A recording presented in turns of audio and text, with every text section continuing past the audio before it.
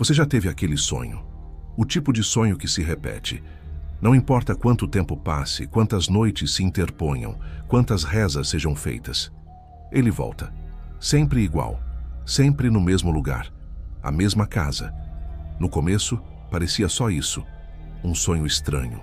Um daqueles em que você acorda suado. O coração batendo como um tambor dentro do peito. Mas logo volta ao ritmo normal quando percebe que foi só um pesadelo. Até que não foi mais. O nome dela era Júlia. Tinha 24 anos, morava em um apartamento pequeno no centro de Curitiba. Levava uma vida comum, dessas que não chamam atenção. Faculdade de psicologia pela manhã, estágio à tarde, Netflix e pipoca à noite. Nada em sua rotina sugeria que algo sombrio estava prestes a acontecer.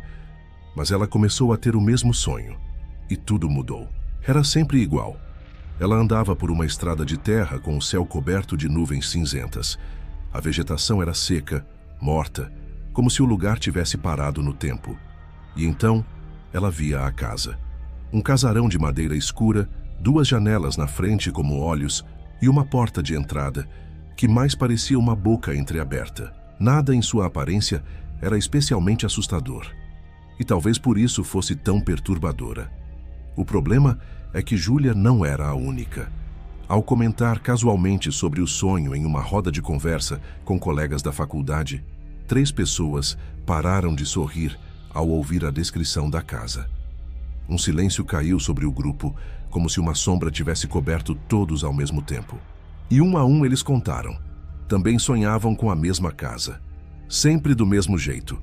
Sempre na mesma sequência. Aquilo poderia ser uma coincidência, claro. O cérebro humano é capaz de criar padrões semelhantes. Jung falava sobre o inconsciente coletivo. Mas o que os 4 não sabiam ainda é que havia mais gente. Muito mais. Fóruns da Deep Web. Postagens criptografadas em blogs antigos. Pedaços de relatos perdidos em vídeos de VHS digitalizados. Cada vez que Júlia mergulhava mais fundo nesse mistério, mais ela percebia que aquela casa não era um produto da imaginação. Ela existia, ou pelo menos existia em algum lugar entre o sono e a vigília. Então começaram as marcas. Na manhã de uma terça-feira, Júlia acordou com o tornozelo machucado. Um arranhão profundo, como se tivesse tropeçado em algo. Mas não havia nada em seu quarto. Nada que pudesse ter causado aquilo. 2 dias depois, foi o braço esquerdo. 3 cortes paralelos como garras.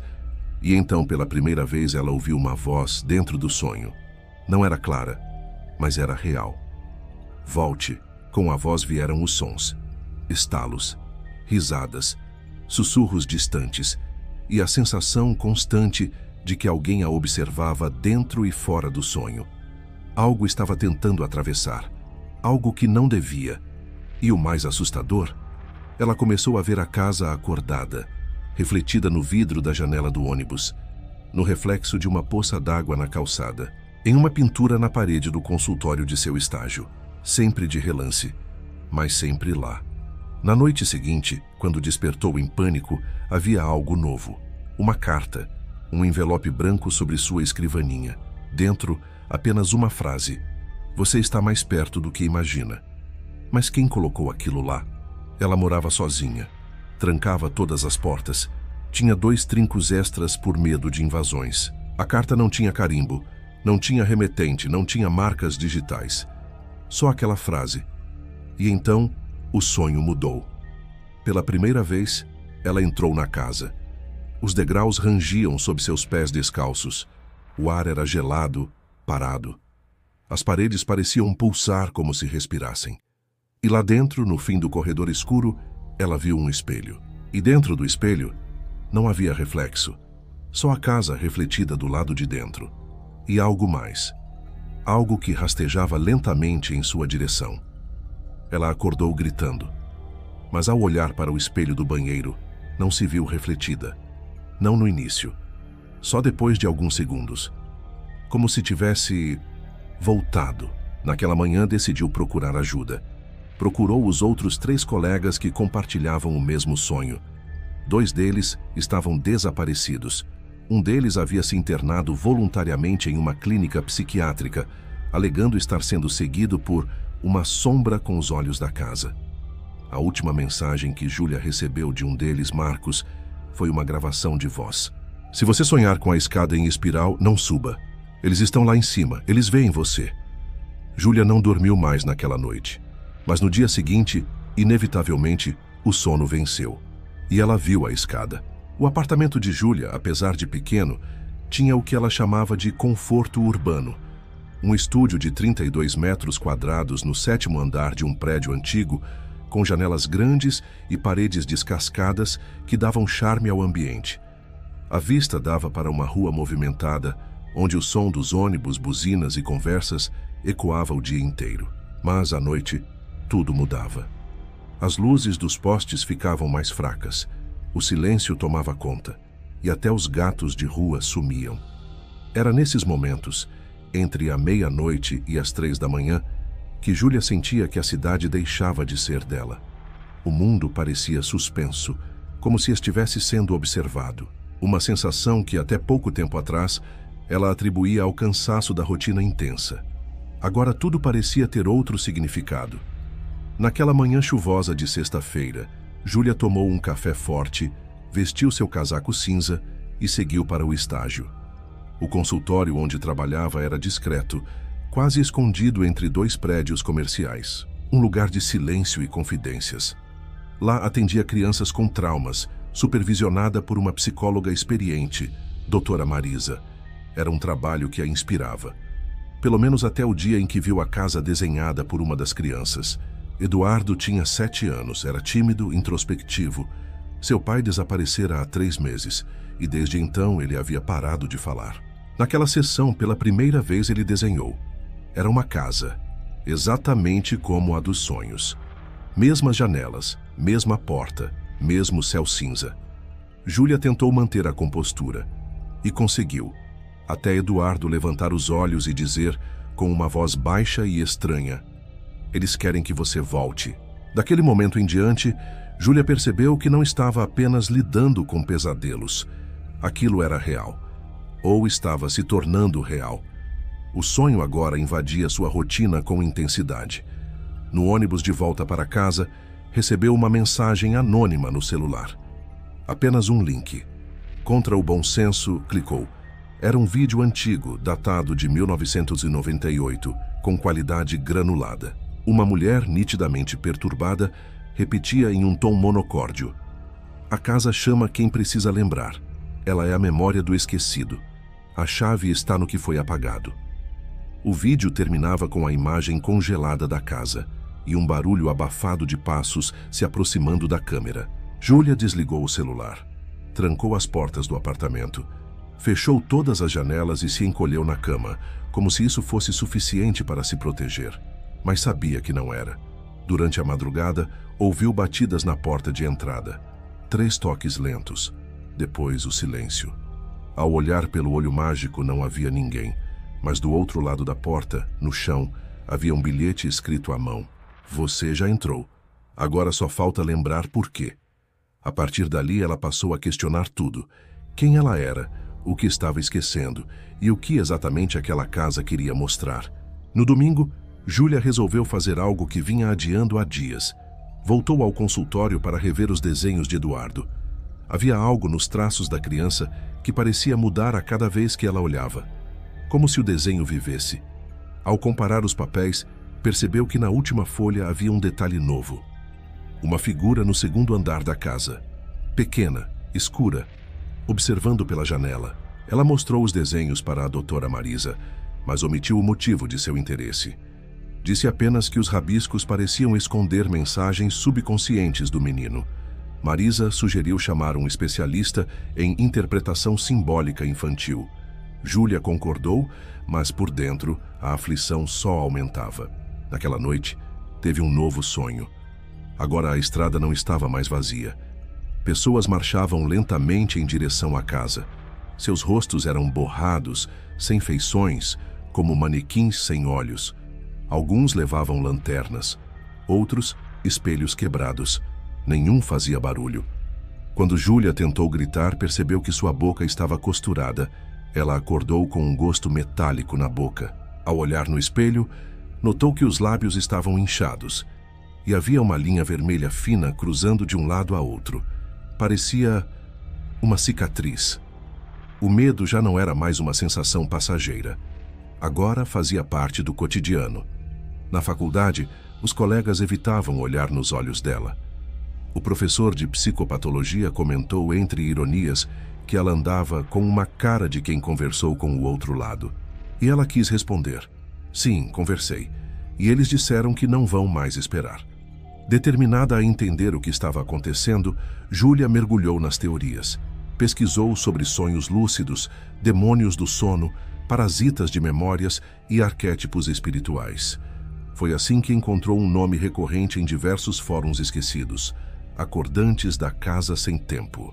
Segundo um relato de 2009, os acordantes seriam entidades presas entre mundos, usando sonhos para encontrar portas em mentes humanas que esquecem partes de suas vidas.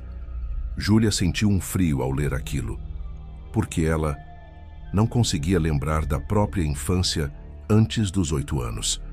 Começou a visitar arquivos públicos, escolas, cartórios. Seus registros existiam, mas havia lacunas. A escola onde estudou fechou misteriosamente após um incêndio.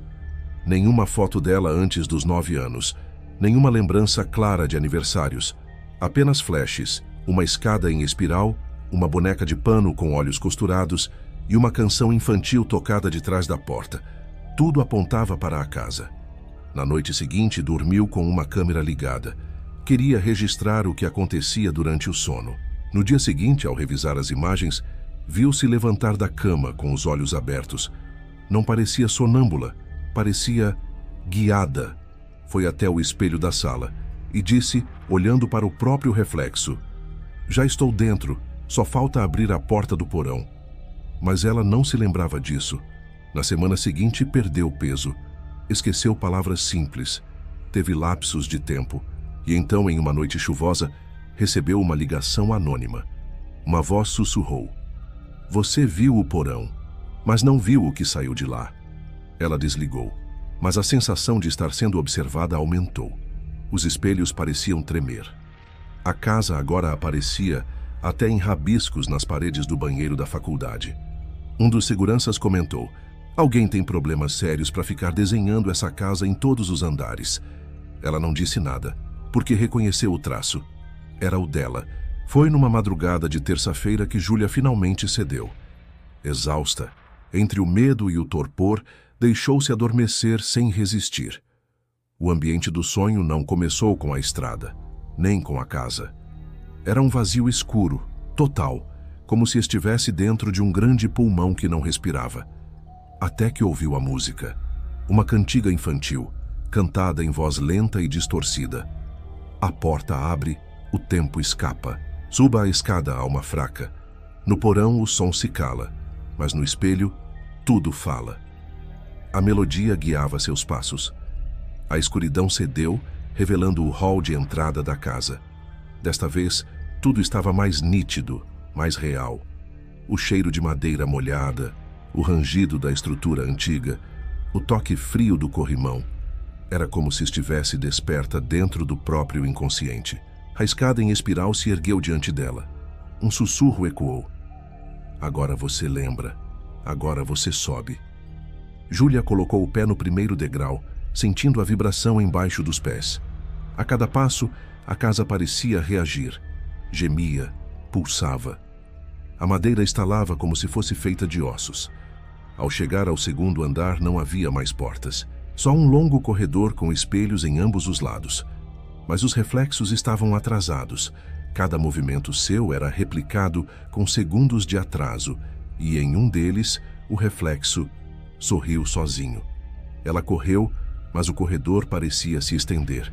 Em cada espelho, uma versão distorcida dela aparecia. Criança, adolescente, ferida, morta, sem olhos, até que um espelho a chamou, literalmente. Júlia. A voz vinha de dentro. Ela se aproximou hesitante. A superfície do espelho ondulava como água. Estendeu a mão, e foi puxada.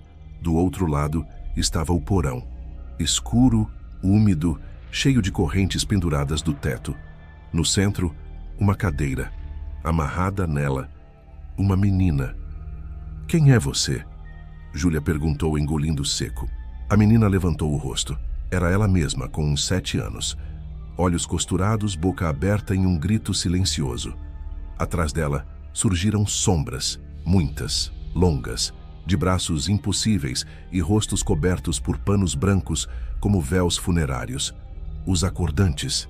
Um deles avançou colocando a mão sobre o ombro da criança e olhou diretamente para Júlia. "Você nos trancou aqui, mas agora a porta está aberta." As correntes começaram a se mover sozinhas. A casa tremia, as paredes choravam. Júlia tentou correr, mas estava presa no reflexo.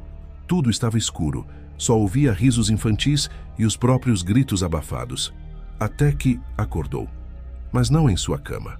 Estava deitada na escada do prédio onde morava, completamente molhada, com a roupa rasgada e os pés sujos de terra. E em sua mão havia um pedaço de espelho. No reflexo dele, por um segundo, viu a casa. Mas dentro dela, a si mesma, ainda presa, gritando por socorro. Júlia não contou a ninguém o que aconteceu naquela noite. Como explicar? Como justificar o estado em que foi encontrada, o espelho nas mãos, o olhar vidrado de alguém que ainda estava parcialmente no outro lado? Aos poucos, retomou a aparência de normalidade. Voltou ao estágio, às aulas, às tarefas diárias, mas algo havia mudado. Ela já não era só observadora da casa, era parte dela. Em pequenos momentos do dia, flashes do porão vinham como lampejos, como se a criança amarrada ainda gritasse dentro de sua mente. Começou a ter ausências, pequenos lapsos onde ela não lembrava o que havia feito. Durante uma dessas ausências, acordou dentro de uma livraria antiga. Em suas mãos, um livro de capa preta e sem título. Dentro, páginas repletas de símbolos e uma frase que parecia escrita por ela mesma. Para sair é preciso lembrar o que esqueceu. Para lembrar, é preciso voltar. As noites voltaram a ser povoadas por sonhos, mas agora eram fragmentos. Vozes, portas batendo, olhos no escuro. Em todos, a casa estava presente. Em um deles, encontrou Marcos, o colega desaparecido. Ele estava no sótão, encostado na parede, com olhos brancos e pele acinzentada. "Eu tentei sair", sussurrou ele, "mas ela é feita de memórias mortas. E agora, estou entre elas." Júlia acordou com a sensação de estar sendo observada. No espelho do banheiro, mais uma vez, sua imagem demorou para surgir. Quando apareceu, a si mesma estava diferente, com olhos escuros como carvão e um leve sorriso de quem já sabia demais. Ela sabia o que precisava fazer. Precisava encontrar o porão na vida real. Descobrir se a casa, de alguma forma, existia em algum canto esquecido do mundo físico. Com as pistas dos desenhos de Eduardo, das frases deixadas pelos colegas e das anotações no livro, ela localizou uma área rural nos arredores de Campo Largo. Lá, segundo registros antigos, existia uma propriedade abandonada desde os anos 80, cercada por relatos de desaparecimentos e visões estranhas. Sozinha, Júlia foi até o local. A estrada era igual à dos sonhos, o céu eternamente cinzento, a vegetação morta. E lá estava ela, a casa. Não havia dúvida. Cada detalhe correspondia ao pesadelo, mas agora era real, tocável, viva. Com o coração disparado, Júlia cruzou o portão. As tábuas rangiam sob seus pés. A porta se abriu sozinha. Dentro tudo era como no sonho, mas coberto por uma camada de tempo. Poeira, teias, silêncio. Ela desceu ao porão. Não havia ninguém. Nenhuma menina amarrada. Nenhuma corrente. Apenas espelhos. Muitos espelhos, cobrindo as paredes como janelas para realidades paralelas. E em todos eles, ela mesma, em diferentes versões. Algumas chorando, outras rindo. Uma, com os olhos costurados. Júlia se aproximou de um deles, tocou a superfície. E então, todas as versões gritaram ao mesmo tempo. "Lembre-se!" Ela foi arremessada para trás. E viu tudo. Lembrou-se. Quando criança, havia escapado da casa. Era a única que conseguira sair, mas para isso precisou trancá-la, esquecê-la. Esquecer os amigos que ficaram, os irmãos que não voltaram. E com o esquecimento, a casa adormeceu. Mas agora ela estava desperta novamente e queria todos de volta. Júlia chorou, não de medo, mas de culpa, e decidiu fazer o que ninguém teve coragem: entrar de novo, libertar os que ficaram ou morrer tentando. Ela cruzou o espelho. Você ainda está aí? Júlia cruzou o espelho e com isso a história mudou. Mas o que aconteceu do outro lado, ninguém sabe ao certo. Talvez ela tenha conseguido libertar as memórias perdidas. Talvez tenha ficado presa entre as versões de si mesma, num labirinto de reflexos. Talvez você a veja esta noite se sonhar com uma casa de madeira, janelas escuras e um espelho no final do corredor. Histórias como essa não acabam. Elas esperam, adormecem, até alguém lembrar de novo. E se você chegou até aqui, é porque sentiu algo familiar. Uma lembrança vaga, um arrepio sem explicação, uma imagem que se repetiu nos seus sonhos. Então, preste atenção. Se hoje ao dormir você ouvir uma música infantil, se ao olhar pela janela vir um caminho de terra cercado de árvores secas, se sentir vontade de subir uma escada em espiral, não suba, porque a casa não some. Ela só muda de endereço e talvez o próximo seja o seu. Se gostou dessa história, confira no canal outras histórias como esta. Curta, comente o que achou e compartilhe com quem ama um bom suspense sombrio. Deixe nos comentários: você já sonhou com uma casa que não existe? Até o próximo pesadelo.